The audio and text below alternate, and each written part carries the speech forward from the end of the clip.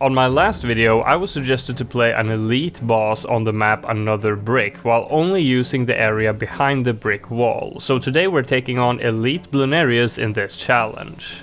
I began the game by leaking the first 2 rounds so that I could place a heli as my first tower. The reason I did this is because the ace, if going for a never miss, is kind of expensive, and just having it as a 2-0-0 on Wing Monkey caused me to leak too much on later rounds when testing in Sandbox. After that, I placed down my hero Ben. I went with this hero instead of Geraldo because I didn't want to be able to use Geraldo items to beat the rushes of the first tier. In other words, I didn't want to cheese the challenge, and going with Ben forces me to find other solutions for the rushes. After that, I cleared some debris and started placing down farms. I got one 220 and one 202. The latter I sold and upgraded the other one to a bank.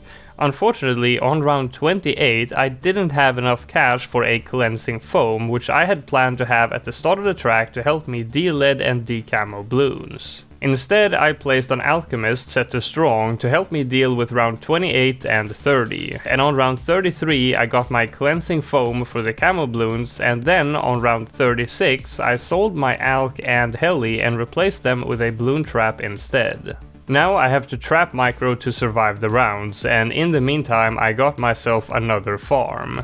Sadly, I couldn't manage to survive round 39 with just one trap, so I took the easy way out and just got myself another one for this one round. And now it's time for tier 1. I began by testing to see if I could beat the boss and the rushes by simply getting a Spectre along with an alch and a jungle drums while keeping the cleansing foam to deal with camo bloons. While the ace did do good damage, it could not handle the later rushes when the boss had progressed more than halfway through the track, so I needed something to help me deal with that. I got the ace, alch and village again and placed down a maelstrom just in range of the village for the discount. The ability doesn't care about obstacles and the cooldown is very short, so I can time one ability for every single skull, and this worked out perfectly, only leaking 1 bloon to the final rush. Now back to farming. I sold my ace, alch and maelstrom and then got myself a Minneapolis using some discount villages, and then I placed 3 bloon traps so I have enough to deal with all the bloons up until the next boss tier, and also a rubber to gold up top. But since none of the engineers can attack using their nail guns, I have nothing to take out the Moabs. I'd like to have something that can destroy Moabs but not steal pops from my traps by also popping regular bloons. I decided I wanted to try getting a Moab Assassin because its ability also ignores any obstacles, but sadly just getting one was not enough, so I tried again with 2 of them and now it worked out better. I just had to delay getting my 3rd bloon trap for 1 round, which was fine. I also made sure to sometimes stall the rounds and use my abilities as late as possible to give my other bomb shooters some time to come off cooldown so I don't get stuck on the next round. Since I already have a cleansing foam ready to be upgraded to an overclock, I went straight for a top path farm instead of getting any bottom path farms, and then I just kept the overclock on the farm at all times. And I also got a 2nd rubber to gold, 1 set to strong and 1 set to last. Round 57 has quite a few Moabs, so here I was forced to add a 3rd Moab Assassin in order to deal with them. Now that I'm so close to the next boss tier, there's no point in placing more farms if I'll have to sell them so soon anyway, so now I'm ready to start tier 2. I began by testing to see if a Sky Shredder with an alch and a jungle drums would be enough, but that failed quite early on into the fight, so I'm gonna need something a lot stronger. I sold my bomb shooters and got a Spectre again, and I need to upgrade it into a flying fortress, but I didn't have enough cash even after selling all of my towers, so I decided to keep all of them in order to keep farming for a few more rounds during the boss fight. On round 64, when the boss had progressed halfway through the track, I sold my NGs and alchs and I used the overclock on the ace and then sold the BRF to buy the flying fortress. After that, I got an Alk for the ace and upgraded the village to jungle drums, and to play it safe I also got a glue strike, and that actually does help out a decent amount for the flying fortress. In the case of having a jungle drums and an Alk as well, it adds about another 15 to 20% more damage, and without it, it might have been a little tight with the final rush. After finishing tier 2, I sold the ace, Alk and glue and then got a new BRF, an XL trap and 2 rubber to golds, and after that I continued adding more BRFs and more overclocks for them. On round 78 I sold a BRF and an overclock to upgrade one of my farms to tier 5, and on this round I was dying to the second rush of bloons towards the end of the round. It's a rush of camo ceramics, and apparently 3 overclocks struggle to decamo all of it, so I got a camo village for the XL trap in order to fix the issue. The next problem was on round 79. This round just has way too many bloons for an XL trap to handle alone on this particular map, so I got myself a maelstrom to activate when the trap turned full to handle all the bloons that snuck by, and then I was ready for tier 3. Now, important to note here is that the brick wall is very tall, so doing something like getting a top path mermonkey and then getting a carrier to place towers on top of is still not enough height to be able to see over the wall, so any solutions like that are not viable. On my first attempt, I tried getting a Ray of Doom close to the wall so that the point from where the beam originates sticks through the wall so that it can attack, and also added a Supermines with an Alchemist. I thought this looked like a pretty clever idea, but I was way off on damage, and I was also leaking to the ceramics that Bloonarius scatters across the map every 1% of his HP.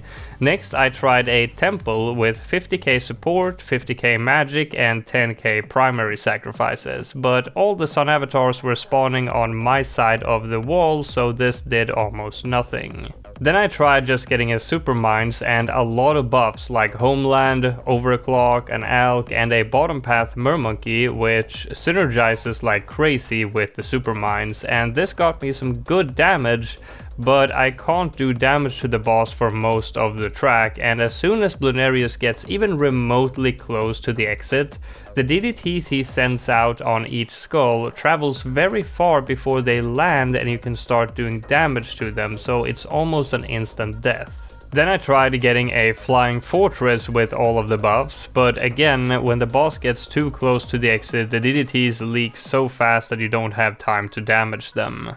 Then I tried selling my tier 5 farm to get a temple buff for my fortress, and I combined it with Supermines, and this got very close and made me understand that I for sure need to use Supermines and a Mermonkey for most of my damage. I sold my camo village, got a top path mermonkey and a favor trades boat for the extra sell back, sold my XL trap and all my farms except the Minneapolis, got a double discounted sun avatar which I then sacrificed 2 overclocks to for the 25k plus in support sacrifices, then I got Supermines, mermonkey, Alk, Homeland and started working on my ace. All of this was within the discount of the Minneapolis and the temple. This setup allows me to get a lot of damage on the boss very early into the boss fight, clearing half of its HP.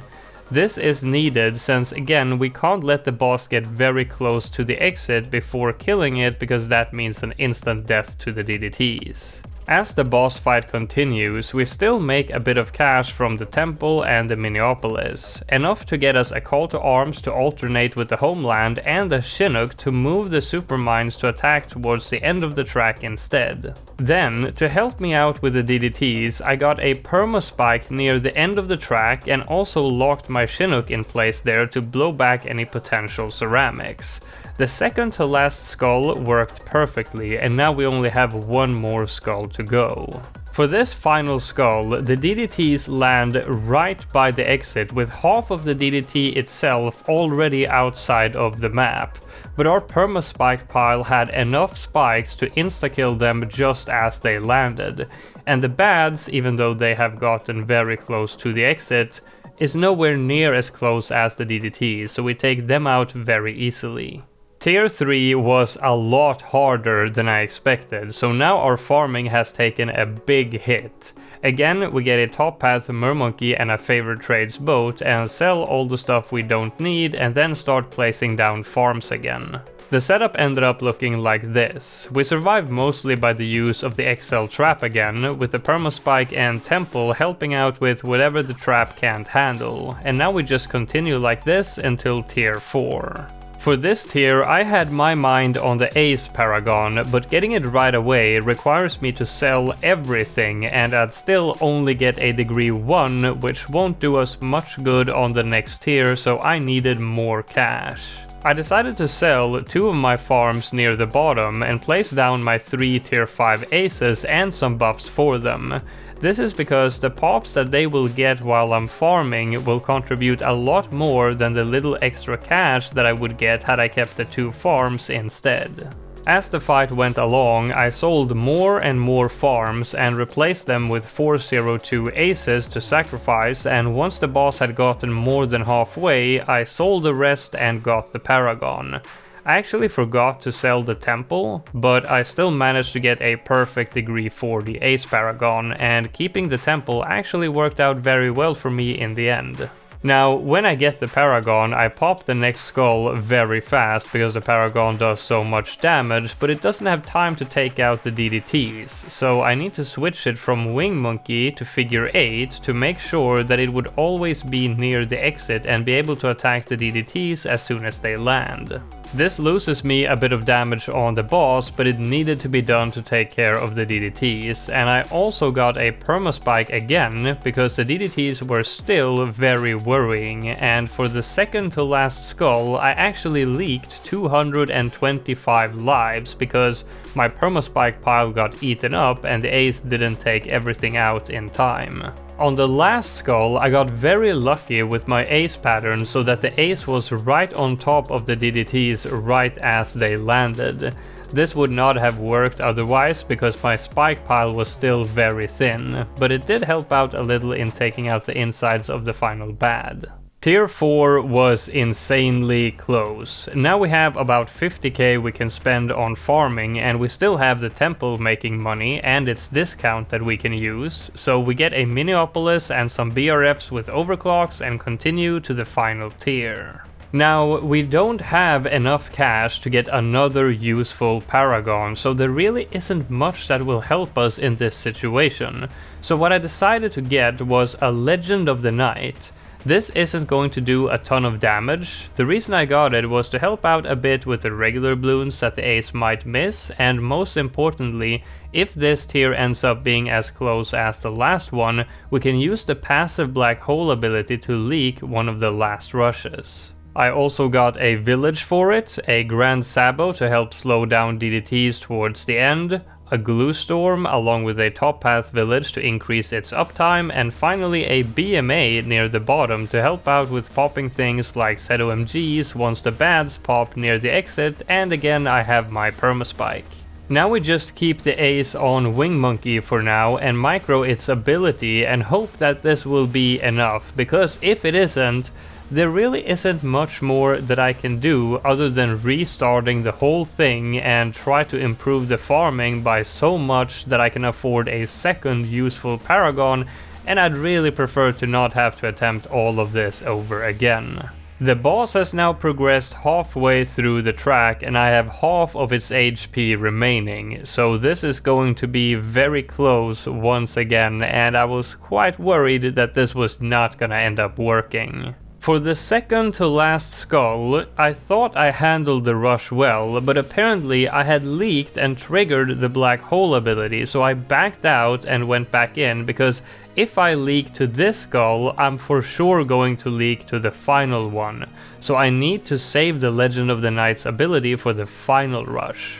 I waited with my ace ability until the second to last skull had popped and the bads had landed, and then used it to pretty much insta-kill the bads and prevent any leaking. Now, for the final skull, the boss is way too close to be able to take out anything that it sends out, so now we let the Legend of the Night's black hole activate so we can leak the entire final rush. And now we have just enough time to take out the remaining HP of the boss before it leaks. This was a really fun one. I thought this was going to be a lot easier than it actually was, but it's challenges like this that are the most fun, the ones that end up being very close. Leave a like if you enjoyed the video, and I'll see you in the next one.